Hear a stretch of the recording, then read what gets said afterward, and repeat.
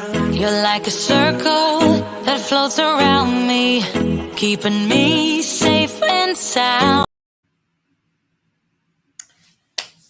Hello, everyone. Good evening, and welcome to another edition of the Blissful Couples Corner. I am your host, Soul Angel, and I'm so excited to be here today. Okay, we're going to be having an amazing time this evening, talking about the first 5 years in marriage.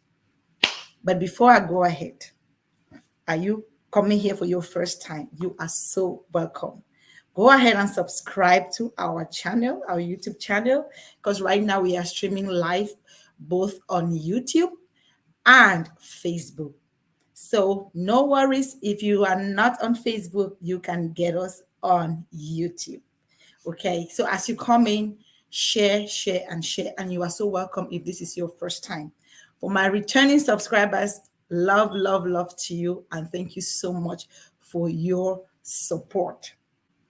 Now, what do we have today? We have an amazing episode today on the first 5 years after saying I do. So after saying I do, couples feel that everything thereafter will be blissful, right? It's going to be a blissful ride. But does this really happen? Does the honeymoon last forever, or how long does it last? The first 5 years in marriage has always been more challenging from what statistics show. But the thing is, what makes it challenging? What are the things that we missed that may have made this challenging, or is it just a normal occurrence? And with those challenges, how do we navigate through? So today, I have with me an amazing couple. Okay, they have been doing this for over 10 years. They are co-founders of the Circle of Trust. When I bring them, they're going to introduce themselves and talk more about the Circle of Trust before we get into our program tonight. But yes, they are experienced. They've been married for over 10 years now too. So they're going to be sharing with us their experiences, the challenges they had, how they navigated through, and the experiences they've had counseling couples with similar issues. So do not go anywhere. Stay tuned.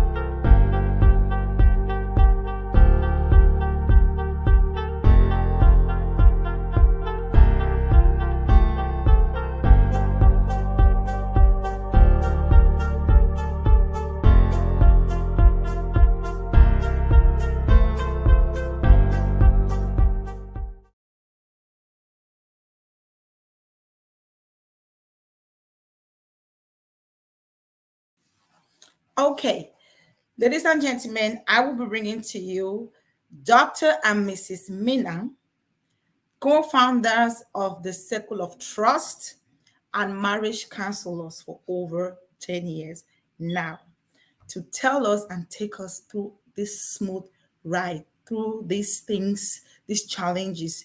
If you have any questions, please do not hesitate to comment, to post your question in the comment section, and any experiences you have.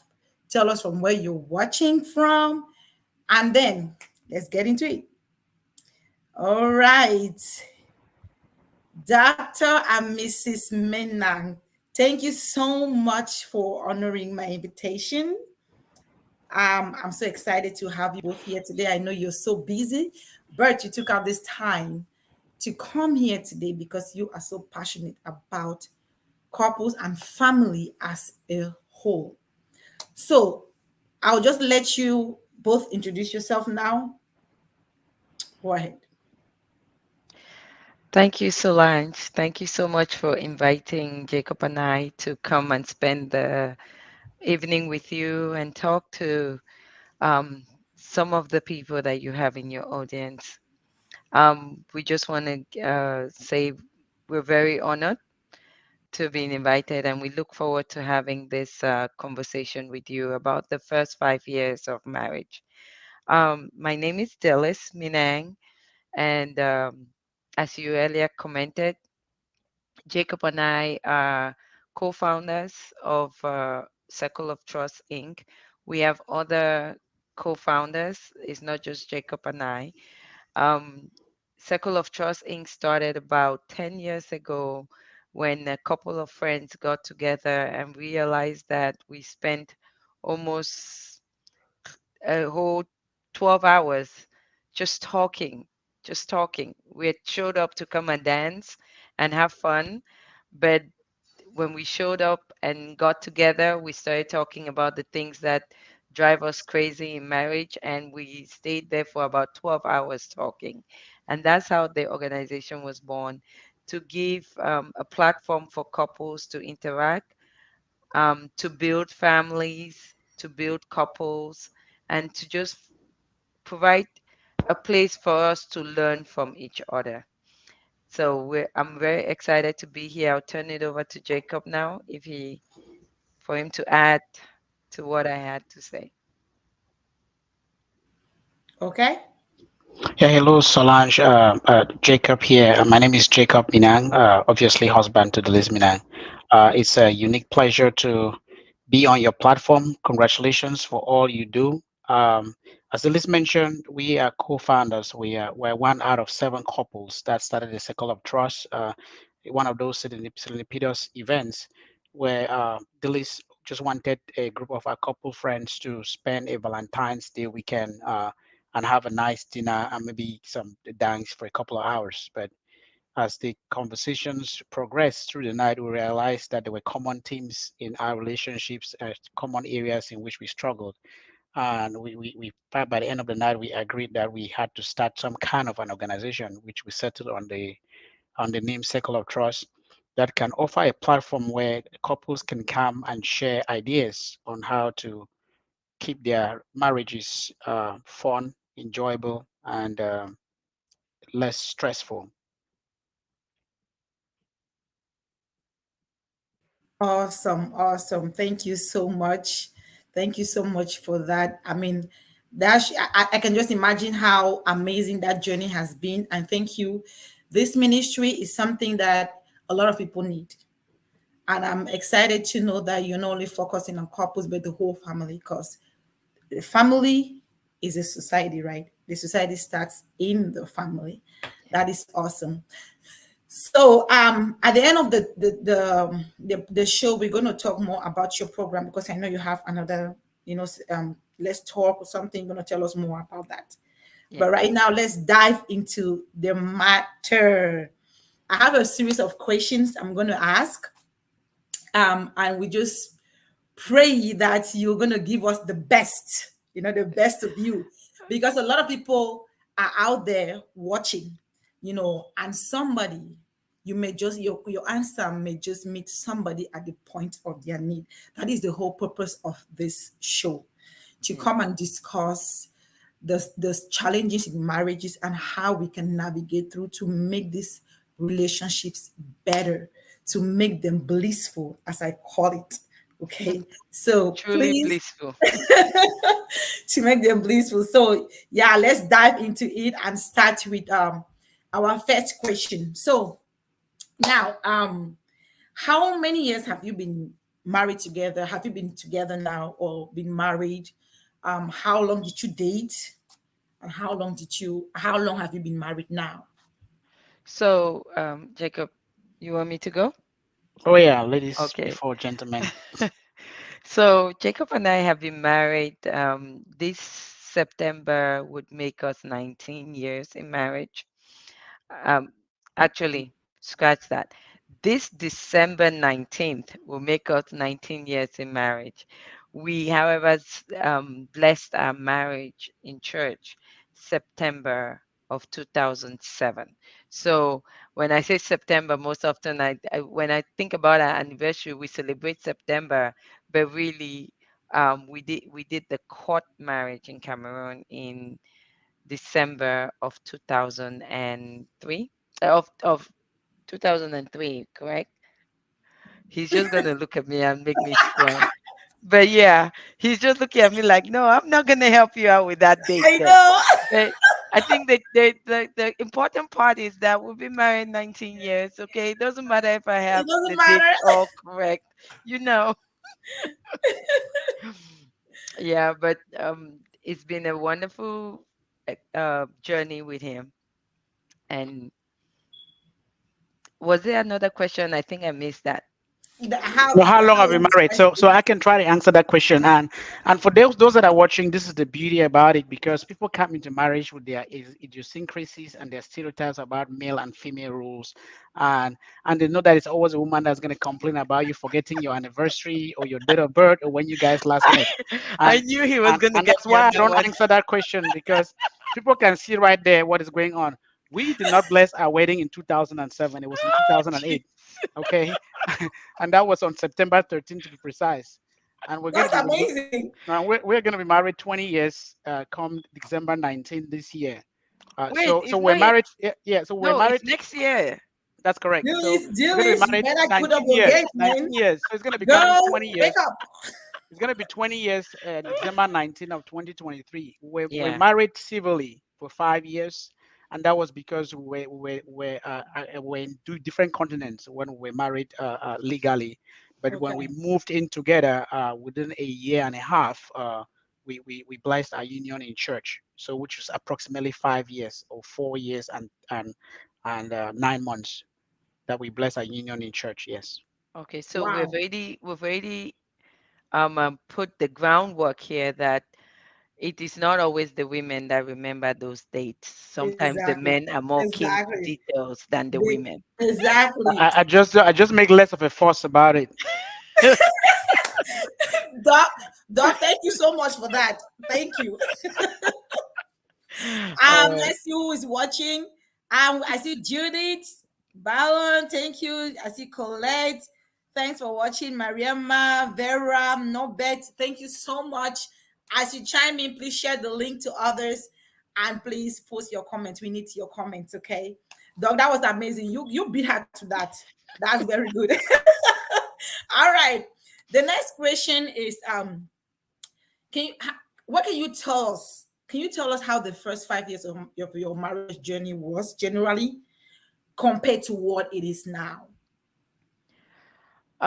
So currently, I think we're in, uh, I would say, in bliss when you compare it to the first 5 years, because the first 5 years was when we were getting to know each other, when we were getting to understand what made each other tick, what made each other happy.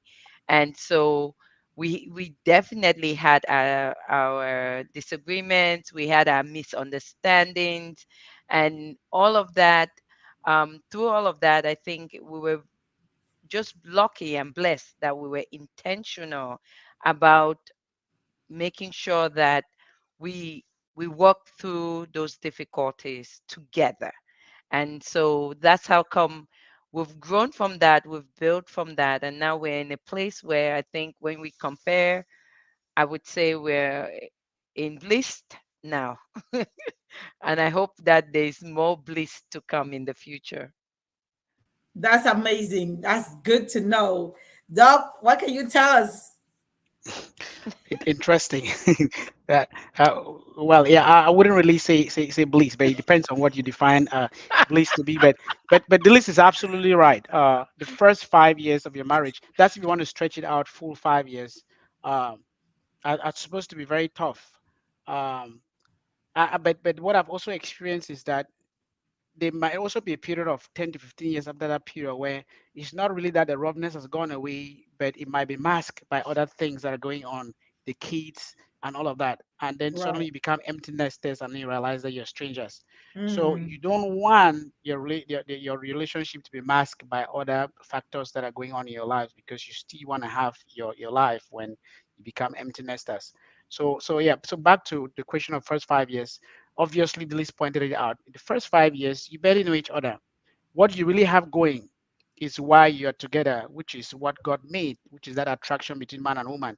You are in love. And so you can talk for hours about everything and nothing. But by the time you're getting to the second, third, maybe fourth year, if you're going to sit down and have a conversation for 15 minutes, it better be something important. You better have something to say. You better be substantive. And so you start seeing the rockiness around the second year because that euphoric phase has gone away. You just being in love with just wanting to be around this person has gone away. And so to make yourself to want to be around this person, you have to be a lot more intentional. And that's where the relationship dynamics come in, which is a joke I was making at the beginning about relationship roles. It's not really male female. Outside of the biology of reproduction, there are significant differences. If you the earlier you understand your personalities within those first 2 years, the better for you, because then it gives you the tools to be able to work with, not around, but with each other. Because if you just walk around each other, then you're gonna have that long phase of masking, and then people are married at 40 years and suddenly they're divorced and you're wondering what's going on. I know. Wow. Wow. That's insightful. And that is so true because a lot of things happen, like you said, babies come, you are busy with work up and down with the kids. You don't even know how time flies. Before you know, you guys are like roommates in the house. That's a big issue. So you are so right. Thank you for that. Our next question now is gonna be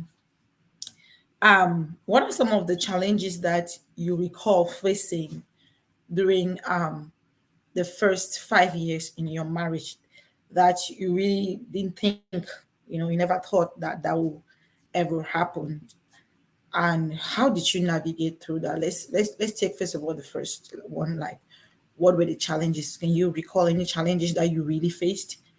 Since the list took the first two questions, may I plead your indulgence to take this one? Go No ahead. problem. Okay. Go So, ahead. We're yeah, very happy to sit back here yeah. and listen to So this. there are a ton of challenges that you have to navigate, and this comes most from lack of preparation for marriage. We were not prepared for marriage, but we were lucky that second 2 years in, we actually got the chance to prepare for marriage. So the first obvious thing, and it can be a problem throughout your marriage, is finances. People don't plan on how to manage their finances as a couple, and that can be a significant area of trouble. Um, and almost everything flows from there. People don't plan on how to communicate with each other about sex, understanding what turns you on and what turns you off. Uh, and because you just think that, oh, I just have to be in love with this person, and then things will just happen. And then sticker shocker, you find out it's not that straightforward. It doesn't matter how many relationships you had before you got married. Every person is unique. The things that turn some people on might totally turn some other person off based on what their background is. I'll leave it just at those three. Finances being a big one, then sexuality, and then communication. But communication kind of flowing through to almost every area of your marital life. Yes, I'll have to agree with that. Since you had pointed out, Solange, that we should say the biggest one that was a big frustration for us. I think he touched on the very first one that was a big frustration for us, which Okay. was finances. Mhm. And I think that anybody that knows me have heard me say the story of um, how we came into the marriage. And for me, there were certain things that needed to be done um for a young girl like me getting married, right? I needed to have that big wedding, I needed to have that big car, that big house, you know. And so getting married at that time, I expected that those things will flow from there. And it was really an issue with us. And I think for a couple of the struggles we had came off of what were we spending on and why were we spending and why we couldn't do certain things that I wanted us to do, e.g., make the big wedding. And I think that if I were to just round that up, one of the things I look back now in my life and I'm very grateful for is how Jacob was able to just take that moment and show me grace in the way he interpreted that, in the way he spoke to me, in the way he had me understood what we were facing as a couple, right? I often say to couples that he could have just been as dismissive as I hear other husbands or wives Do. are, Mhm. because this is not just a husband thing, it's also a wife thing. The partner in a relationship that's more financially astute needs to be very mindful about the other partner that is not as financially savvy as they are. Because if you don't find a way to communicate that your financial struggles with your partner, it would lead to a very big bone of contention when it's something that should not even have been. So to answer your question, finances were really the biggest part where we struggled, especially because when we got married, he moved from Sweden to America, and then I moved from Houston to Maryland, and we moved in together. He had a postdoc. He was barely making 50K a year, and we had to figure out how to do all the things that needed to be done as a couple and as family, as to our other families too. And so that was some struggles that we went through, but we're able to navigate that because, like you said, communication was the key. Wow. When you were talking, I was just thinking about myself. It's like you were just like recapping my story. You know, that is really, I'm telling you, you're just recapping. I hope that people watching too could connect, because that is like we're just talking about me right there. Yeah, Um, so from what I gathered, right, readiness here is the key. yeah, And I also gathered meeting your expectation. Like we as women, we have some expectations that we're thinking about. Like you wanted this big wedding, you were anticipating the big house, all those things. But when expectations were not met, there was that kind of frustration and stuff like that. That's what I gathered from it, right? yeah, definitely. Yeah, Yeah, so finance, like you said, is the was the biggest thing, and I think that that is the biggest. That's one of the biggest things that most people face too, especially after the wedding phase, because we're just yep, thinking about the wedding, and after that, so what? That comes the yep, big question. Now, given all this, because Doc said finances were first, sex. What aspect of sex was the issue there? And the complication, I don't know which complications. I know Doc said sometimes we don't really sit and think about these things, you know, but these are things that you agree with me that they should be spoken before marriage, okay, right? yes, definitely.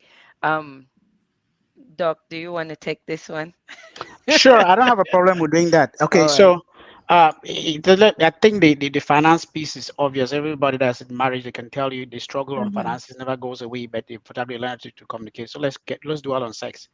So people get into marriage with different stereotypes about sex, and sometimes it's as mundane as, oh, finally you have somebody that you can be having sex with anytime you want to.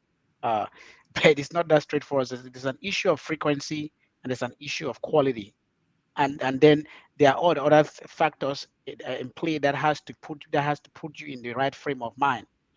And so you have to you suddenly get married to this person and you think they're attractive and they're beautiful and you're handsome, so sex is going to be a natural in terms of frequency, and then beyond frequency it's also going to just be a natural in terms of quality. But sorry, it's not that straightforward.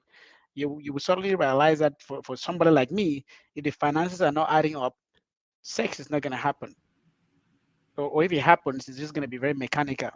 Yeah, Meanwhile, for some, yeah, meanwhile for some other person, sex is actually what is going to help take away those worries. And so being stressed about other things, it tends to instead be a trigger, because then they can shut down their worries by doing that. So some of those things you have to understand the other person and know what the triggers are, so that way if you really want the right frequency and the right quality, then you have to make sure that you're doing the things that put them in the right frame of mind.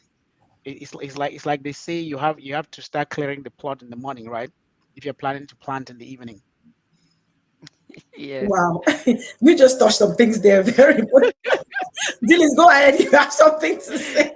Yes. So It's very coincidental that we're doing this program when we're doing the couples Let's Talk, and the couples Let's Talk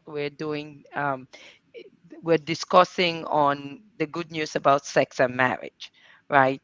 So a lot of what we're going through that and talking about is it's also opening my eyes and others' eyes to how we come into our marriages with the false notion that sex is something that I am going to take. I need to get.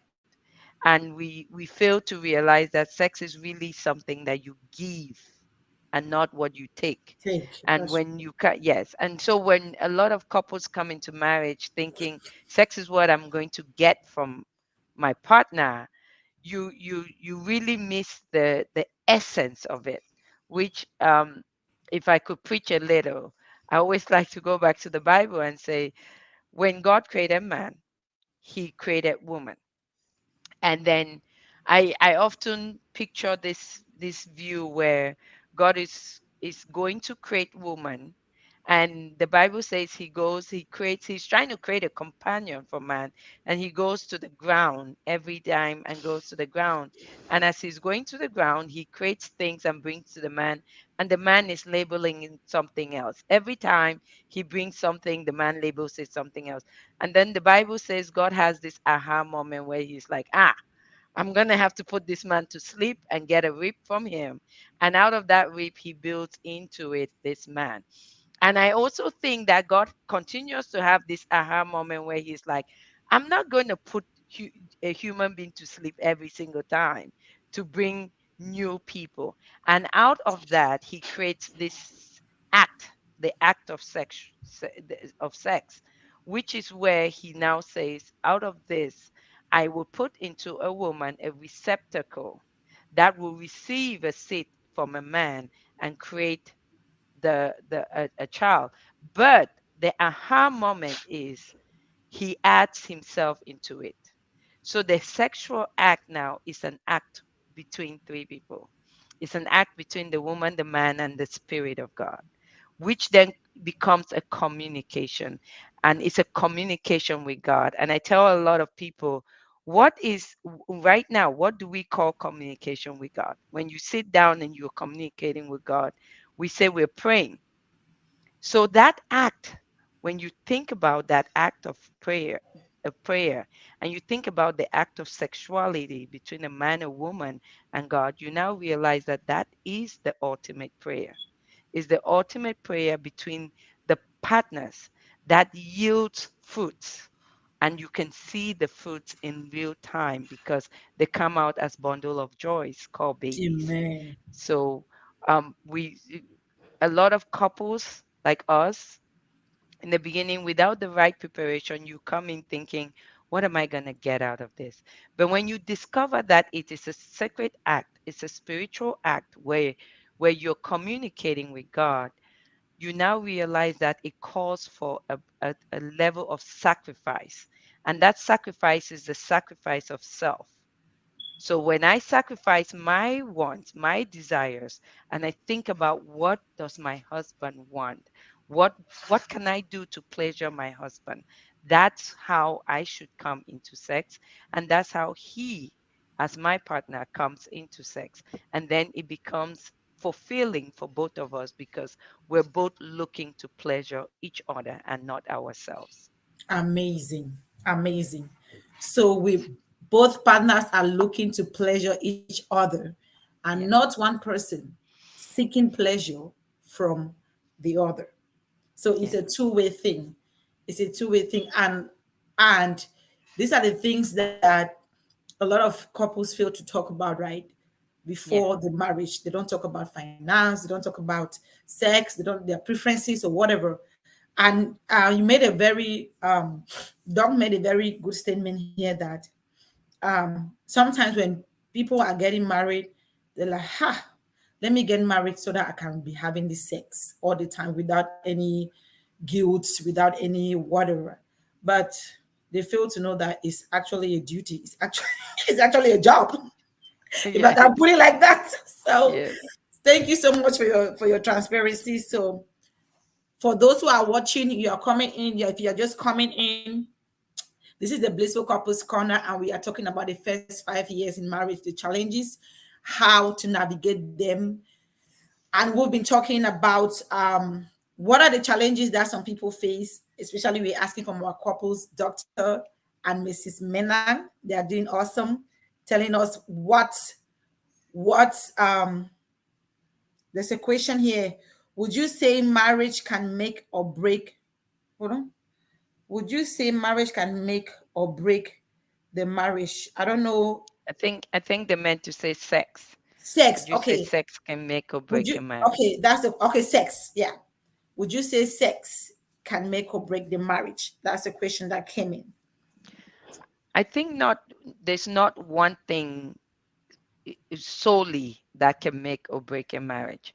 I think in everything, in a marriage, there's so many facets to it, and some people it might be the sex that's more important. Others it might be the way you communicate. Others it might be the finances. Others it might just be the different stresses that come. But I think ultimately when you sit to listen to why a couple, the marriage has this, why that marriage is disintegrating, it becomes obvious that it's not just that one thing. It's not just sex. It's not just finances. It's not just communication. It's that the two of them failed to put in the work that is needed for you all to continue to meet each other's needs. And I think that's one of the things we're going to talk about today.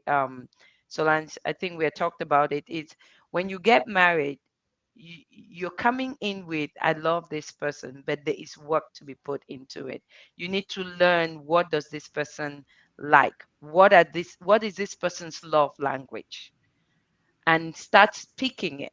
Right. If you're marrying someone who is primarily an act of service person, realize that you might not be an act of service, but you need to speak that language to that Right. person, because that's how they perceive being cared for. When you marry someone that's a words of affirmation, realize that you might not be a words of affirmation person, but that person, it is very important to them how you build them up with your words. And so you turn to take out the negative things from your languages that's going to break down that person. You want to build that person up because you know that this person is more of a words of affirmation. When you marry someone like me that loves quality time, right? Make the time to Make spend the with time. me and talk, and Yeah. let's spend some time together. That way you're building me up. You're making me feel the love from you. And I think that that really comes down to it. All of these other things, finances, sex, all of those come down to the fact that you were not intentional about the work. So sometimes when people start complaining, they can only complain about the tangible things that they see, sex or finances. But the basic things there, which is, did I put in the work? Did I communicate to this person the way they would perceive love, the way they would receive love? Did I do that? Most often what we find with couples is that they fail to do that. Okay, so two things, if I may, just to Mhm. separate out aspects.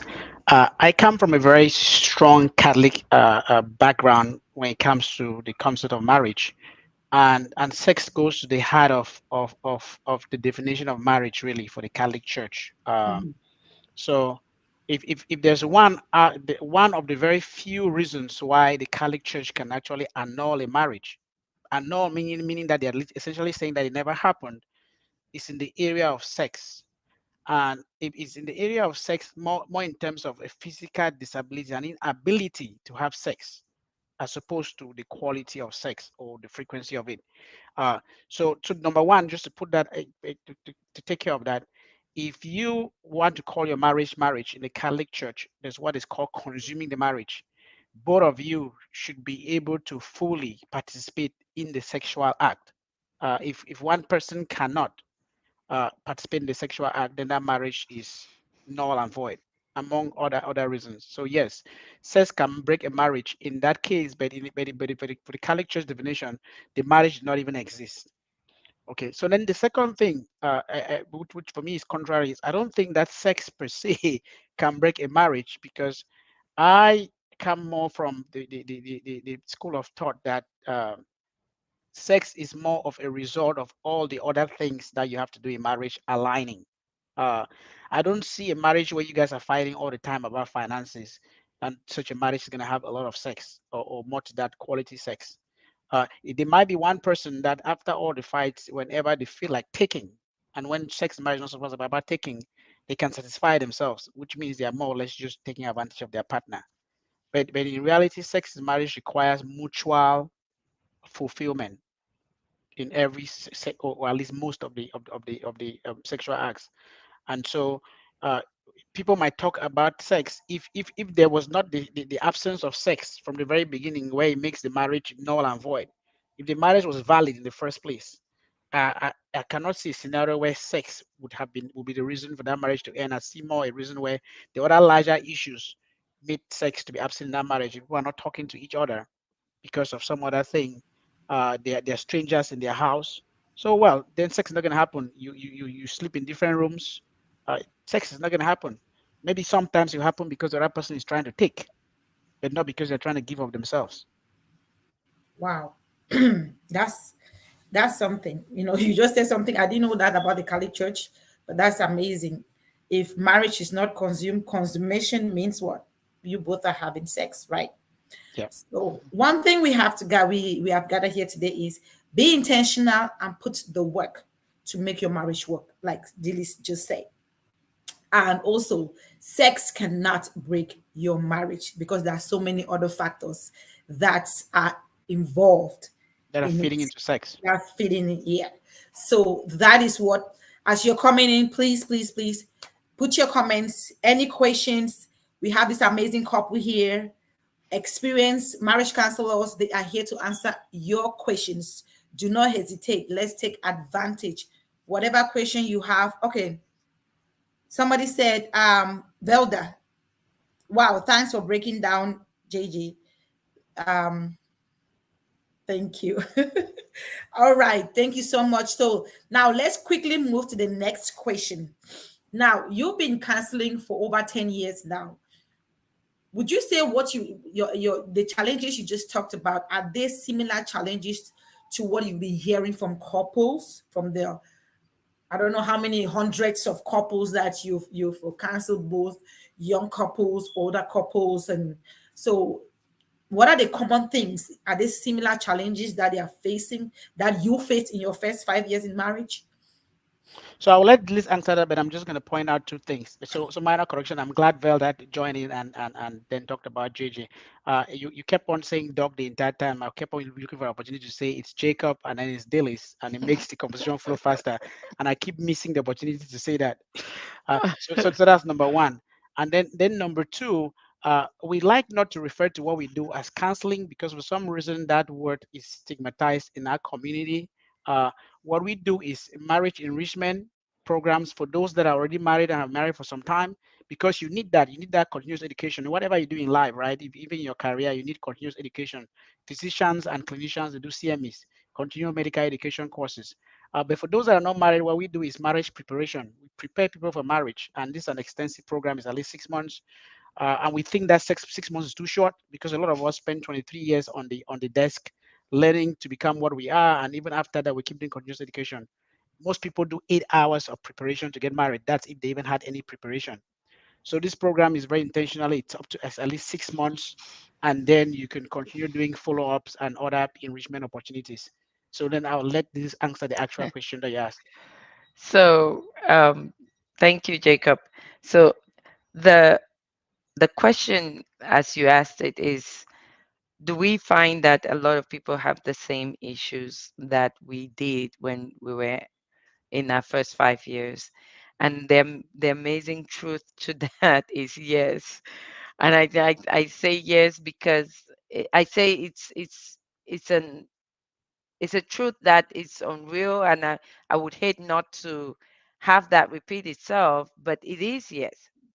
even not just for the new ones, but also for the older ones. Because even when people have been married for so long, if they were not intentional about communicating love to each other, about speaking each other's love language, once they're not intentional about those things, you find that the complaints would circle around sex, sex, finances, and then ever so often, in-laws will be thrown into it. But it always comes down to those. And so, what we see most often is that when we get couples that come for marriage preparation or marriage enrichment, they all have this that are lingering, and we provide them with the different tools that we've learned over the years to use in communicating their frustrations that they have with these different areas in their marriage, which generally it's all they need. Sometimes it's just that the key is how do they communicate these different things. How do you tell someone, I would like you to do this for me because this is how I perceive that you love me. I would like you to do it this way because this is how I perceive that you love me.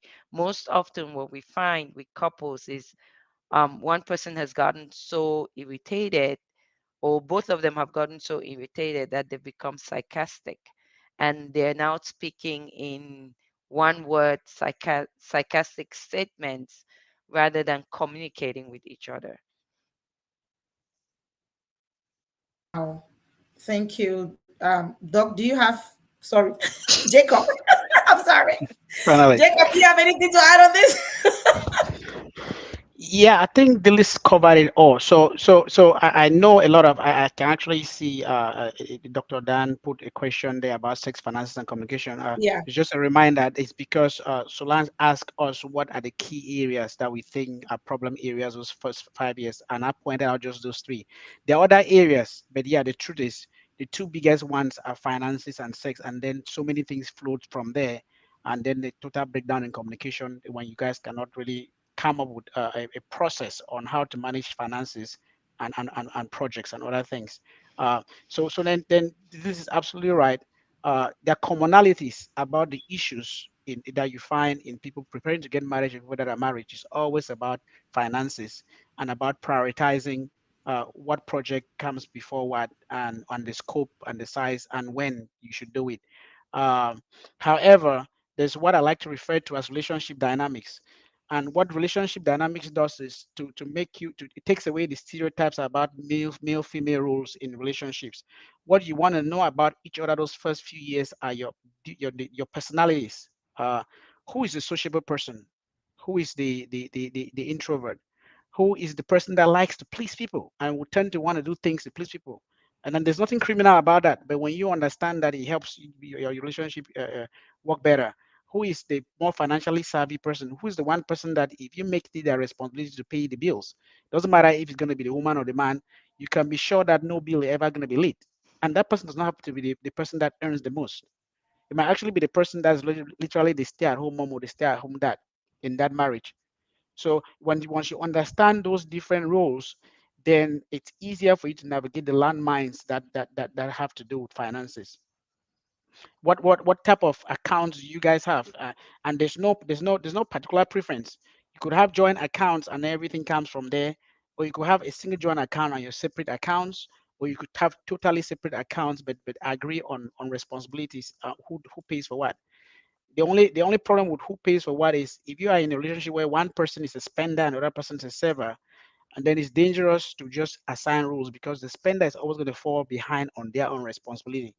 So sometimes it's better to have a joint account for spending, not necessarily a joint account for everything, but at least that person is forced every month to put what their share is towards the spending, while one person is responsible for making sure that all those bills are paid. But it depends again on your relationship dynamics. You have to know yourselves. You cannot copy Jacob and Delicious relationship and paste on yours. A dynamics is different. That is very important. The last point you made, do not copy. What works for Jacob and Dillis will not work for you. Yeah. It will not work for me. It may not work for another person. You are looking into another person's situation to learn how you can better yours based on your personality differences. Jacob made a very important point here. Know your personality differences. If I'm the spender, then let's talk about it. If I'm the one that is more conservative, let's talk about it. Everything boils down to communication. And it's so amazing. On I don't know when was that. I think that was Friday. The episode we had was on love language. Very important, knowing your partner's love language and your love language, because it would help a lot. I think Dilly's touched on that. If I'm not Yeah. mistaken, you touched on Yes. that. So know your personalities, know who is who, what they can do, and work with that. Everything is communication. Okay. So communication, if we can gather here, is the key. We have to be intentional. Somebody asked, Joyce asked, what are those areas that you see most? I think we touched on that, right? The Yes. areas of challenges, which is, I think it was finance, communication, and what, sex. That's Sex. the three. Yeah. Yeah, if I'm not making a mistake. Yeah. So So Joyce asked, I would say without, because the other areas look more like issues. That, oh, what do you people fight over? Oh, you fight over finances. Oh, you fight over sex. Oh, you fight over the children. You fight over projects. But really, those fights are about a foundation that the is missing, which foundation. is Okay, communication. And but you cannot communicate with somebody that you don't even know them. That you don't know that's how they right. communicate. That you don't know what language they speak. If they are speaking Mungaka or German or Spanish, and Yeah, and it requires you going out of your way to learn how to speak in their language. And you don't have to be very fluent in their language. They just appreciate the fact that you're making the effort to speak in their language. So, and that's why your marriage prep or your marriage enhancement, the biggest focus area is really communication. You guys going back and learning what your personalities are. And the personality differences is nothing criminal about it. Being a spender, there's nothing wrong with it. Being a saver, there's nothing wrong with it. But you guys will always have to negotiate. Life is a constant negotiation, and it doesn't have to be acrimony during that negotiation process. You guys have to come at it being intentional that you're trying to get the best out of your relationship. right. Yeah, Joyce, I think Jacob just answered that question. Is generally communication. Communication. Yeah. So It's that is the generally communication. foundation. Yes. So when you get that base, Mhm. when you have sex issues, you will know how to communicate it. When Exactly. you Yes. have You finance know how to issues, communicate it. you will know how to communicate it. If Yes. there is any problem whatsoever, so the key here in this relationship is what? Communication. Like he said, Communication. if I don't understand French, I don't care how you speak from now to tomorrow, I wouldn't get it. Hmm. And nothing will work. Whether you are angry, whether you're what, I will still not understand. So understanding is the key. Communication is the key. Speak to the language, speak in the language that I can Hmm. understand. And I also think that knowing yourself is, like you had mentioned, is It's a really baseline. important, Right. because a lot of us, the communication issues within marriages stem from the different desires and the different fears that we experience in our life on a day to day. If you're going around and you have that desire to be admired, to be praised, to be acknowledged, right? To be consulted. Once you have those desires, you find that most of the time you make your decisions based on those desires. And it's the same with the fears, right? If you're going around and you have a fear of being humiliated, of being despised, of being criticized, you make decisions based on those fears. And a lot of the time, when we make those decisions based on our fears and our desires, we turn to find us that we cannot defend them to our spouses. And so what we do is we lean towards emotional blackmail, what we call in this house emotional blackmail. So so someone is trying to communicate to you that, oh, you just made this wrong decision by spending our last $200 to buy shoes that were not needed. And then you turn around and say to them, oh, so are you trying to say that I am a spendthrift? I don't care about you. You're just pulling that whole emotional blackmail part of it, Right. and that's what causes the breakdown in that communication, because you're not articulating what is really the issue. Why did you spend that money?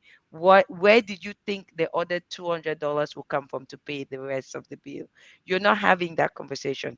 A lot of the times when you don't think about that, so when you act based on your fears and those desires, and you make those decisions, you don't think it through, you can't defend it to your spouse. You go to the emotional, and your spouse goes to the emotional, and then you guys just have a breakdown where you can't seem to find your way through to a better resolution of that problem. Wow. And to be honest with you, this thing, emotional blackmail, is real. Yeah, it is real. Most couples that I've spoken to, it is real. Especially us, the ladies. Please, let's avoid that. We Yeah. know what we're talking about, and we know we can really be dramatizing sometimes, drama queens. So it is a big issue. So let me read some questions here. I have a question from Simone Gunu. He said, "How?" I don't understand the question though. I don't know if you guys can help me. How to? Is it to forward the topic of Yeah, discussion I to my think she's daughters? trying to figure out how to How to share forward, the link, how to How maybe. share to the link share? to her daughters. Oh, okay. I think it has a share. You have when you're watching, there's a share button there that you can click on it, depending on where you're watching from. Even if it is Facebook, I think it's watching from Facebook. There is an arrow, a share arrow. You can use that and either share it directly or copy the link or so. We have another question. What are some tips or ways to get your spouse to communicate? Because we know that some I will not say I don't want to stereotype, but some people it's very difficult to communicate. Like, how do you get them? You want to say something. Let's say, for example, you want to talk to your spouse. Men are generally a little bit difficult to communicate with. Jacob, I'm not trying to be stereotyped, but but really, we women we can easily talk. Maybe not in the right way sometimes, but we are outspoken. But most men are really like, I don't feel like talking about it. So how do you get them to talk? Well, So I'm going to refer to a book. Delisa and myself have listened to this book a number of times. This book is actually written by a hostage negotiator. Okay, and What was that? he's a gonna take it. hostage negotiator. And so a lot of a lot of arguments and conversations that you have in your marriage is really sometimes really a true hostage situation. Okay, and the title of this book is negotiate like your life depends on it, Never never split the splitting the difference. difference. And the author is Chris Voss. Okay, it's a hostage negotiation. He has done hostage negotiation in terrorist Hosting situations. negotiation. I Yes, should write that Hostage. down. hostage. Yes, Yes. hostage Hostage. So negotiation. no, but the, Negotiation. the the name of the book is Never Splitting the Never splitting Difference. the difference. Negotiating as if your life depends on it. Yeah. Because Okay, everything you're never going to be splitting doing the difference. Okay. Yeah. exactly. Please, if And you and are that watching, take this down. and the title the author is Derek no Chris No, Chris Voss. Voss. Yeah. Chris Voss. Okay. And if you read that book, everything really shows through. As I remember, I pointed out that you have to know your partner's personality, and Liz complemented that by saying know yourself as well. There's nothing about our personality differences that's criminal. I have to point that out. The Right. person that is a saver doesn't have to be extra proud of themselves and be haughty in their relationship with their spouse. Or the person the spender doesn't have to be haughty. They're the only ones that know how to buy the good things that you're just enjoying in this house, and you don't even have a sense of beauty. Okay, so you have those differences, and fortunately, or unfortunately, people that are very similar, even though they say birds of the same feather flock together, but people that are very similar never get married. You are attracted to somebody that you're almost a polar opposite of. Right. That's the beauty about. Otherwise, you're not going to be attracted to them. Okay, but when you marry, therefore, because this person is so different, when you have passed those 2 years of euphoria where you're just excited and just in love, you now have to be intentional, which means every day you're going to be negotiating. So how do you get your spouse to start communicating or open up? The first thing you have to realize is most conversations that you're having with your spouse, as Liz pointed out, because about our fears and desires, is you actually have before people talking at the same time, and you think it's the two of you that are talking. We have these voices in our heads. When you're talking to your wife or to your spouse, the words that are coming out of your mouth is different from what you're thinking in your head, because what you're thinking in your head is driven by your fears and your desires. when you're about saying it, well, you're already talking about, you're already thinking about the answer they have in their head. And Yeah. then your spouse, the words that are listening with their ears is different from what their brain is interpreting. So you have Mhm. these two people, which means that those words in the person's mouth is just wang, wang, wang, wang, because they've already heard their own different thing. And they're already preparing an answer, but to what they're thinking in their head rather than what is coming from that person's mouth. So you need to quiet the voices from both heads, not Yeah. just yours. And what's the easiest one typically is, since you're the one that want to have a conversation, don't ask to have a conversation. Ask to get the other person's opinion about something. Ask for a listening time. Yeah, Wow. because if you come and tell me that we need to talk, then the person's defenses go up. What did I do wrong this time? If it's a Oh guy, yeah. he starts thinking, wondering whether he had looked at gone through his phone. Or whatever has happened, or maybe his mail came home and he wasn't home in time to get that letter, and now you stumbled on it. Oh Yeah. my God. He's thinking about all these different possibilities. And his And fears are just yeah, and intensifying. if it's my wife, in the case of Dilly, she'll be wondering, oh, that package that she thought it was gonna come in time for her to take it and hide in the closet. Maybe I come and saw it in the garage. you know, Yeah, but I try to take the packages out before time. yeah. Maybe the delivery guy came too Yeah. early or Yeah. something. You are imagining all the scenarios that are not Yeah. really there, where really truly I have, but something that I want your opinion in. So just say, when you have time, I need your opinion on something. Everybody feels like their opinion is valued. Yes.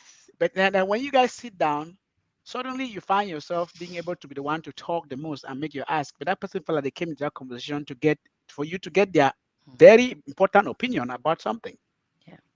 And I think that That is that so So that's interesting. number one. And then yeah. when you get into that conversation, make sure that you do two things, depending on who is talking when and who is listening. Make sure that you listen actively Yeah. when the other person is talking, and make sure that you're assertive when it's your turn to talk. Yeah. So when the other person is talking, they need to be sure that they are seeing that you're not fidgeting, you're not playing with your phone, you're not looking at something else, you're not distracting. You're giving them your full attention. And that's the only way by which you can quiet the voices in your own head. And by giving them that full attention, that also quiets the voice in their head. They're not guessing the answer you're going to give to their question, they're just asking their question. If you do those two things, but plus draw them into the conversation by asking to get their opinion on something, as opposed to we need to talk, that will be a good conversation starter. And then, depending on what you want to talk about, you can also create a scene. That you have to set up the scene to be appropriate. Okay. You heard it Interesting. all. I hope, one second, Dillis, please, please, please, guys, if you are watching, I hope you're taking notes because we are into something here. We don't have much time because it looks like if we continue like this, it's going to take a whole 2 hours. But this is so, so interesting. Thank you. Thank you so much, Jacob. We have gotten now. Let's hear from when you're coming in, please. If you have any question, ask our couple. They are here to answer our question. I think I'm not. We are answering most of the questions that are coming from the audience, even not even my own questions, which is awesome. That is our purpose to make sure we answer your questions, your Yeah. worries. Now, Dillis, continue before we get to the next question. So Jacob actually said it all. I think the only two things I want to just point out there for us women that were listening and thinking, how do I get my husband to talk, right? Um, One of the things that you find a lot, or that we find when we talk to husbands that turn not to talk, is because they feel like, and they often say, what we say gets used against us. And Oh, so the question is, when you are there talking with your husband and he's actually telling you something, are you listening to hold it against him tomorrow? Because when you do that, what you've just done is embitter or embarrass him. And when you do that two things, it then triggers to him that tomorrow, remember, he has his own fears. It then tells his fears that don't talk anymore because tomorrow they're going to use this against you.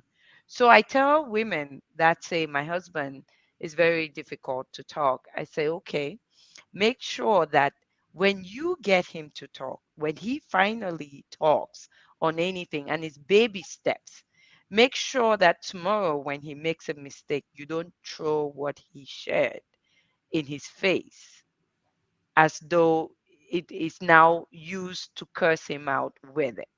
And those are some of the things that make our husbands really quiet. The second thing that most time we hear from husbands is, I go to say something and she's already screaming, she's already being emotional about it.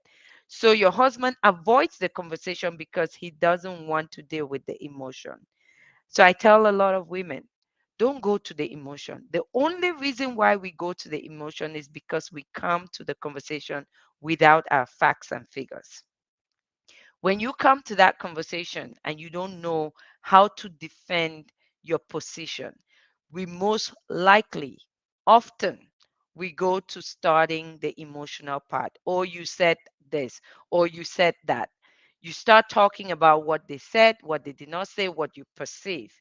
Stick to the facts. If you were going to have a conversation and you asked for a listening time, like Jacob said, your statement should never be, I like to talk, or I want to talk to you.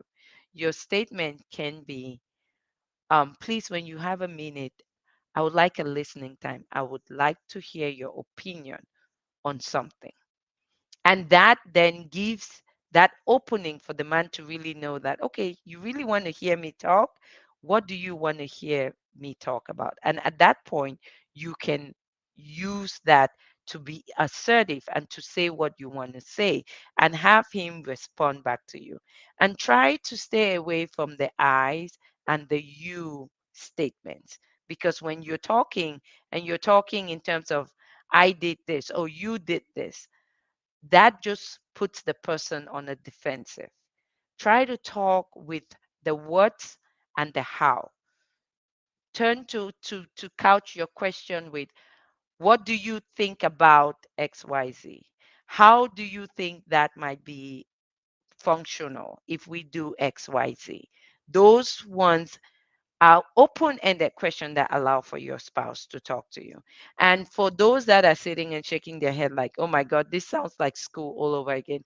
Yes, you are in a school. It is called the School of Matrimony.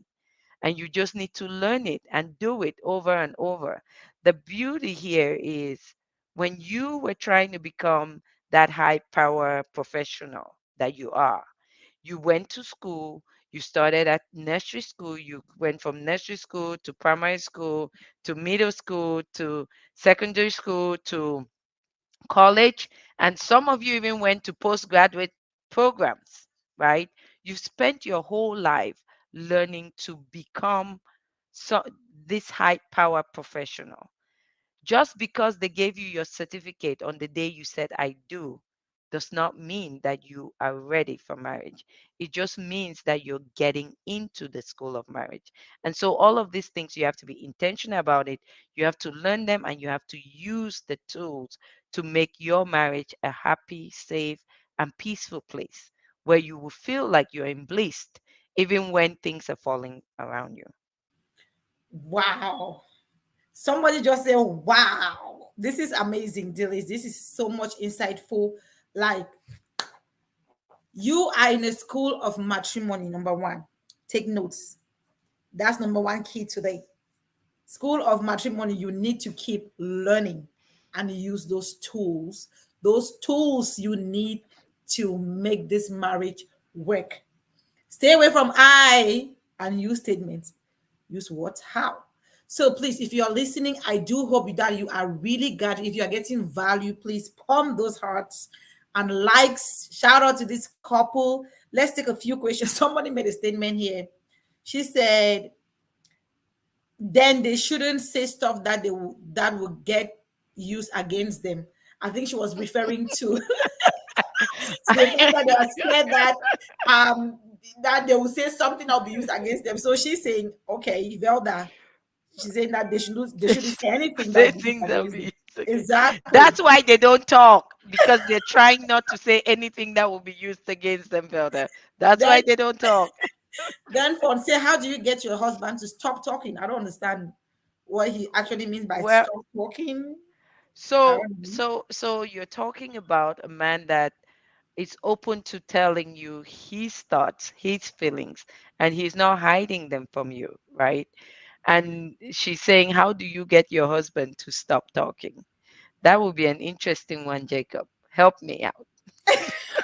Well, again, I know we're coming up to the hour mark. It gets to this personality thing, as I said, that relationship roles, you have to know your dynamics. You have to know who is the introvert, who is the extrovert, who is the more emotionally stable, who The is babbling brook yeah, and the Dead who's the Sea. one that likes to please people, and all of that. And then you realize that that stereotypes about men and women is not really true. Yeah, most women will find themselves in that column of the people that talk, but there are some relationships where he's really the guy that can never stop talking.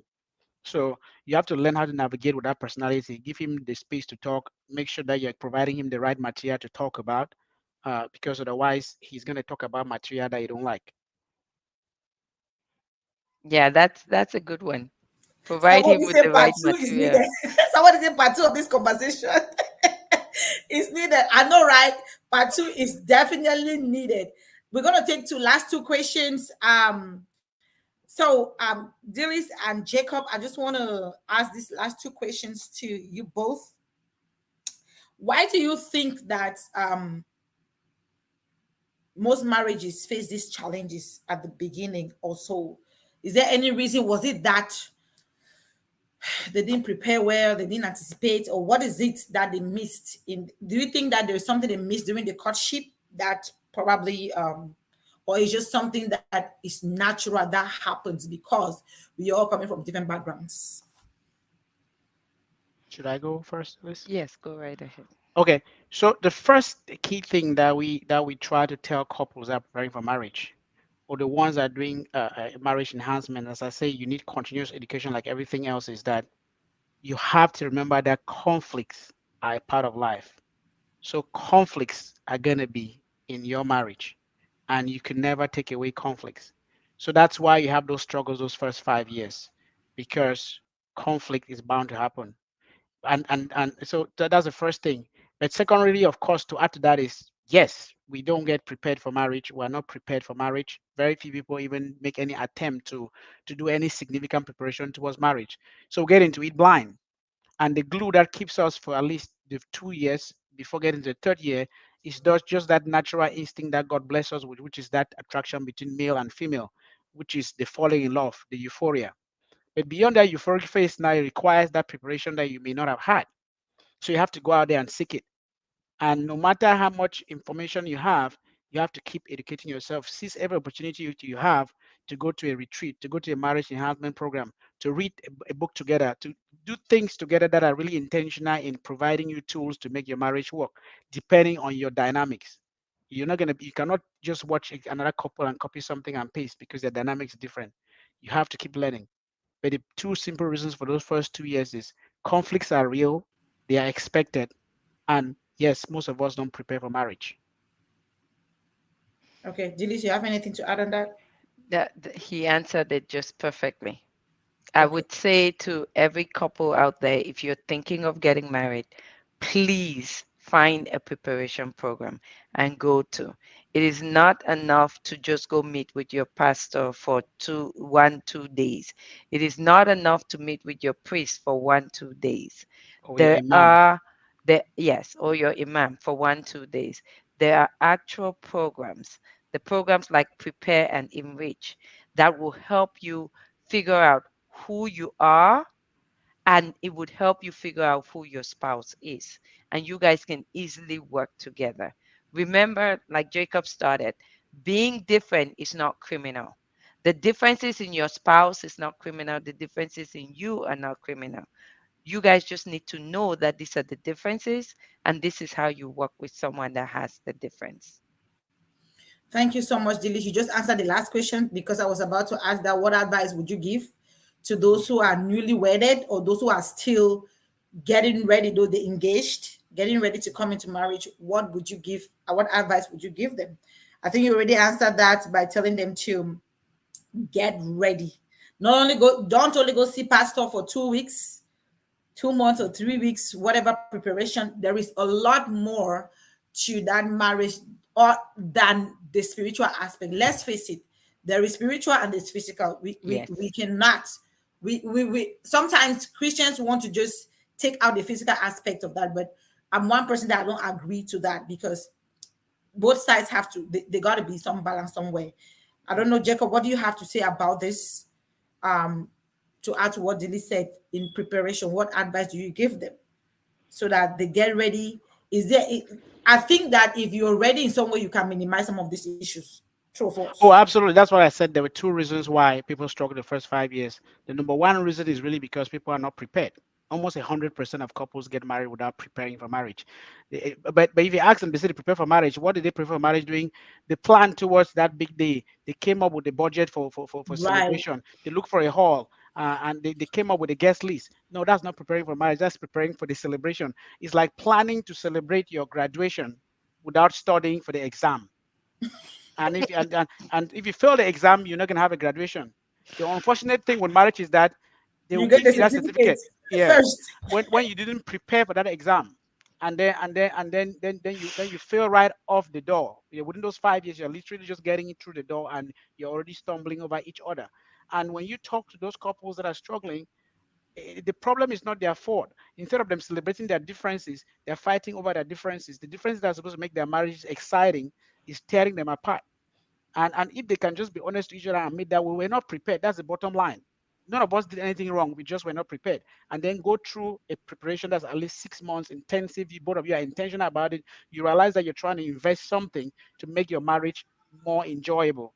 And then once you have gone through that preparation, then you be intentional that at least once a year, take off a weekend or a week and be part of a marriage enhancement program. We'll spend a couple of hours or 30 minutes every week or once a month and get into some group like what we like the Let's Talk series that we're doing. There's so many programs out there, but you have to do just like every other thing in your life. It has to be continuous. Awesome. Awesome. Somebody has any preparation program you can recommend? So we do the we use the married prepare and enrich. Prepare and enrich. Prepare and That's the enrich. yes, that's what they're called. We This use is really a theirs. non-denominational Christian program Yeah. that you can log onto. And but so people like us that prepare us, we're already trained into the program, and we can always sign you on there, and then we just help to facilitate through the program. So it's not a Catholic program, it's not a Presbyterian program, it's not a Okay. Yeah. Pentecostal program. It's a comprehensive Christian program, which is Okay. actually Christ-centered. But it takes care of both the physical and the spiritual aspects of preparation, but really focuses Awesome. on understanding personality differences. But I mean that's the program we use. But there are tons of programs out there. If you really are interested in looking and you want to really educate yourself and be prepared You for your can marriage, research. you can research and you will find programs out there. The key is for you to, as a couple, realize that guess what? We were not prepared for this thing. We have no clue what we're getting into. Yes, we're attracted to each other. That's the primary, that's the basic. You need that attraction. But beyond that, go prepare yourself for crying out loud. For crying out loud. Thank you so much. Thank you so much, Jacob. That is, I So mean, this, so this we, yeah. You want to say something? yes, so I was just going to add to that that so like we were saying in the beginning, our organization Circle of Right. Trust, we Mhm. offer monthly sessions for married women only, married men only, the couples, so you and your spouse can come into the couple session one, and then for Singles preparing for marriage. singles, not just singles preparing, But but single single adult, yeah, adult, yeah, single adults, considering marriage. men only, women only, and then we also do the preparation. Marriage So prep. the marriage prep. So if you're engaged and you're looking to get to go through a marriage prep program, we are open and we take people through that prep program. It's about a 6 to 8 months program, depending on the schedule. It's usually once a month, and you have exercises to work through, and so we also we don't we focus on the entire family. Like I was saying, it's not just mom and dad. We talk to mom and dad, we talk to young adults that are ready for marriage, we talk to young adults that are just trying to navigate through life and career during our youth camps. We do once a year, we do a week long overnight youth camp with young adults that are from age 16 to 19. Okay. That camp is coming up in 2 weeks. And we already have attendance for this year. People can sign up for next year. The next year's one is already on the website, open for people to sign up. So all of that is just a way to continue to build the family, especially the immigrant family who we've kind of left our roots back home, and we're in a very different society. And sometimes in this society, the struggles don't really conform to some of the things we've learned back at home. And when you bring them to this society, it becomes difficult. So we just provide ways for us as couples coming from that background, our, our children coming from that background, to talk and navigate through the differences that this society offers and pick out the beauty from it. Wow, beautiful. So how can people reach you? Your program? Do you So have a Facebook page, yeah, uh, so As a we have website. a website. website? It's called yes, it's called COT. So that's www.cot-inc.com. .org. Sorry, Dot org. I'm sorry. Dot org. INC. INC hyphen. that's the So abbreviation for incorporated. So so hyphen inc. see dot dot dot org. .org. ORG. Yeah. So that's www Okay. COT for Circle of COT Trust dash hyphen inc. INC dot org. .org. Mhm. Okay. Let me just put it on the screen. Is that the right one? Yes, that's That's it. perfect. Okay. Perfect. So, guys, if you want to get in contact with Dr. Mrs. Minang, Circle of Trust co-founders, and they have the Let's Talk program with all the branches, as I can say, for couples, for single, men only, women only, single adults, that's girls and boys. Then we have the youth. They have a whole complete program. And also, if you're getting ready to get married, you can get in touch with them for um, a Marriage prep. premarital something program, Right. enrichment program. So please take advantage of that. Okay, let me read through some comments. Somebody said, great information. Thank you for sharing, Auntie D and Uncle J. Thank you so much. I really want to thank you so much, Jacob and Dillis. This was an amazing. I mean, we don't. If we could go on and on and on and on this topic, right? Somebody said we need a part two. Yeah, we definitely need a part two, and you guys are going to be coming back. Somebody's asking when is the part two. Don't worry, we'll keep you posted. We'll keep you posted on that. Okay. Yeah. So thank you so much. It was very interesting. Thanks for your time. I really appreciate you. And just a reminder, I think I spoke with you, Dillis. The couples retreat is coming up, the virtual couples retreat. I hope Doc is going to be there. But we'll talk. Hopefully. Yes. We'll talk. So thank you so much for your time. I really do appreciate you. Have a blessed evening. Thank you so Thank much. It How was a you. pleasure regards to being your on your platform. family. All right, ladies and gentlemen, this was the Blissful Couples Corner. I'm Solange, your host. Thank you so much for staying with me up to this time. We went a little bit above the hour, but it was so interesting. Thank you so much.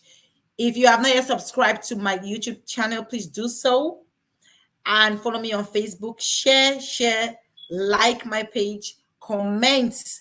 This discussion goes beyond here, beyond this time. So on Facebook, on YouTube, let's continue to share. Stay away from the I and you statement.